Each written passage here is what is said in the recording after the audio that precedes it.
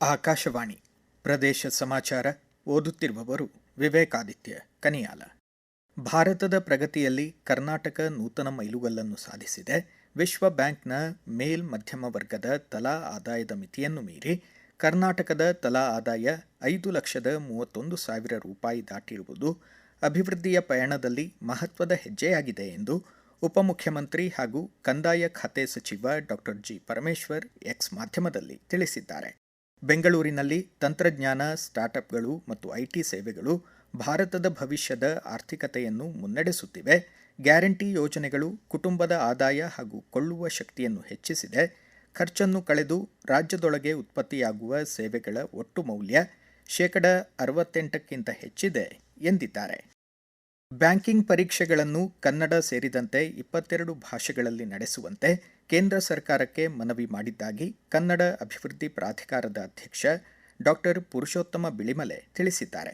ಚಾಮರಾಜನಗರದಲ್ಲಿ ಮಾತನಾಡಿದ ಅವರು, ಬ್ಯಾಂಕಿಂಗ್ ಕ್ಷೇತ್ರದಲ್ಲಿ ಪರಭಾಷಿಕ ಸಿಬ್ಬಂದಿ ಅಧಿಕಾರಿಗಳು ಹೆಚ್ಚಿರುವ ಹಿನ್ನೆಲೆ ಗ್ರಾಮೀಣ ಭಾಗದ ಜನರಿಗೆ ಸುಗಮವಾಗಿ ವ್ಯವಹರಿಸಲು ಕಷ್ಟವಾಗುತ್ತಿದೆ. ರಾಜ್ಯದ ಬ್ಯಾಂಕ್ಗಳಲ್ಲಿ 100% ಕನ್ನಡಿಗರು ಇರಬೇಕು ಎಂದರು. ಕಾರ್ಯನಿರತ ಸ್ಥಳಗಳಲ್ಲಿ ಮಹಿಳೆಯರ ಮೇಲಿನ ಲೈಂಗಿಕ ಕಿರುಕುಳ ತಡೆ ಜಾಗೃತಿ ಕಾರ್ಯಾಗಾರ ಆಕಾಶವಾಣಿ ಧಾರವಾಡ ಕೇಂದ್ರದ ಸಿಬ್ಬಂದಿಗಾಗಿ ಶಾಲ್ಮಲಾ ಸಭಾಂಗಣದಲ್ಲಿ ಜರುಗಿತು. ಕರ್ನಾಟಕ ವಿಶ್ವವಿದ್ಯಾಲಯದ ಸರ್ ಸಿದ್ದಪ್ಪ ಕಂಬಳಿ ಕಾನೂನು ಮಹಾವಿದ್ಯಾಲಯದ ಪ್ರಾಚಾರ್ಯೆ ಡಾಕ್ಟರ್ ಎಸ್.ಆರ್. ಮಂಜುಳಾ ಹಾಗೂ ರ್ಯಾಪಿಡ್ ಸ್ವಯಂ ಸೇವಾ ಸಂಸ್ಥೆಯ ಕಾರ್ಯದರ್ಶಿ ವಾಣಿ ಪುರೋಹಿತ್ ಸಂಪನ್ಮೂಲ ವ್ಯಕ್ತಿಗಳಾಗಿ ಪಾಲ್ಗೊಂಡಿದ್ದರು.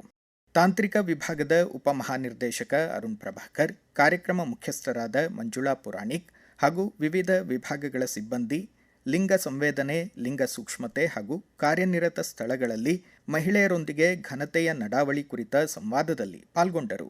ಕಾರ್ಯಾಗಾರದ ಸಂಪನ್ಮೂಲ ವ್ಯಕ್ತಿ ವಾಣಿ ಪುರೋಹಿತ್ ಪ್ರದೇಶ ಸಮಾಚಾರಕ್ಕಾಗಿ ಮಾಹಿತಿ ನೀಡಿದ್ದಾರೆ.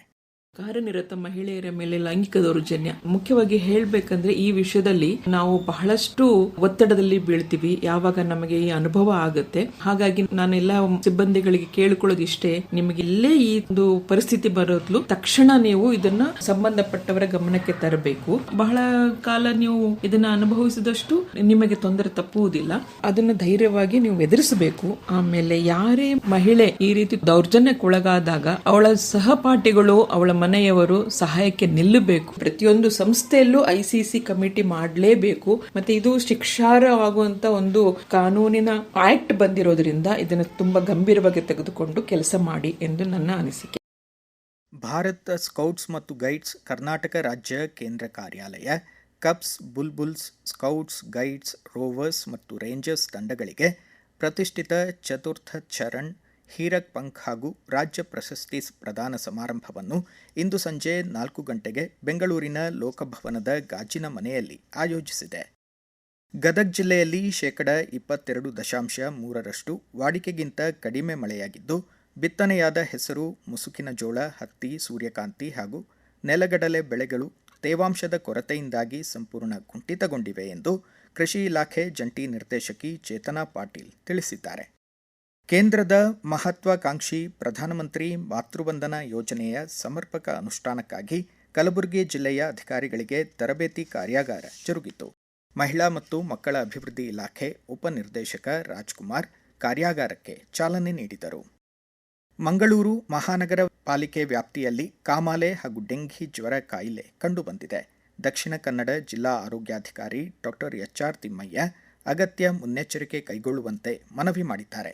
ಮಂಗಳೂರು ತಾಲೂಕಿನಲ್ಲಿ ಕಳೆದ ಜೂನ್ ಅಂತ್ಯದವರೆಗೆ 35 ಹೆಪಟೈಟಿಸ್ ಎ ಮತ್ತು ಇ ಪ್ರಕರಣಗಳು ದಾಖಲಾಗಿವೆ ಎಂದು ಮಾಹಿತಿ ನೀಡಿದ್ದಾರೆ. ಕಾವೇರಿ ಜಲಾನಯನ ಪ್ರದೇಶದಲ್ಲಿ ನಿರಂತರ ಮಳೆ ಹಿನ್ನೆಲೆ ಮಂಡ್ಯ ಜಿಲ್ಲೆ ಕೃಷ್ಣರಾಜಸಾಗರ ಅಣೆಕಟ್ಟಿನ ನೀರಿನ ಸಂಗ್ರಹ 85.5 ಅಡಿಗಳಿಗೆ ಏರಿಕೆಯಾಗಿದೆ. ಮಾಜಿ ಶಾಸಕ ಶ್ರೀಕಂಠಯ್ಯ ಮಂಡ್ಯ ತಾಲೂಕು ಸಂತೆ ಕಲಸಗೇರಿ ಗ್ರಾಮಕ್ಕೆ ಭೇಟಿ ನೀಡಿ ಕಬ್ಬು ಹಾಗೂ ತೆಂಗು ಬೆಳೆಗಳನ್ನು ವೀಕ್ಷಿಸಿದರು. ಧಾರವಾಡ ಜಿಲ್ಲೆ ಹುಬ್ಬಳ್ಳಿಯ ಭೈರಿ ದೇವರಕೊಪ್ಪದ ಶ್ರೀ ಜಗಜ್ಯೋತಿ ಬಸವೇಶ್ವರ ಕೃಷಿ ಉತ್ಪನ್ನ ಹುಟ್ಟುವಳಿ ಮಾರಾಟ ಕೇಂದ್ರ APMC ಪ್ರಾಂಗಣದಲ್ಲಿ ಕರ್ನಾಟಕ ವಾಣಿಜ್ಯೋದ್ಯಮ ಸಂಸ್ಥೆ, ರಾಜ್ಯ ವಾಣಿಜ್ಯ ಮತ್ತು ಕೈಗಾರಿಕಾ ಇಲಾಖೆ ಸಹಯೋಗದಲ್ಲಿ 9 ಎಕರೆ ವಿಸ್ತೀರ್ಣದಲ್ಲಿ ಹುಬ್ಬಳ್ಳಿ ಧಾರವಾಡ ವಿವಿಧೋದ್ದೇಶ ವಸ್ತು ಪ್ರದರ್ಶನ ಕೇಂದ್ರ ಸ್ಥಾಪಿಸಿದೆ.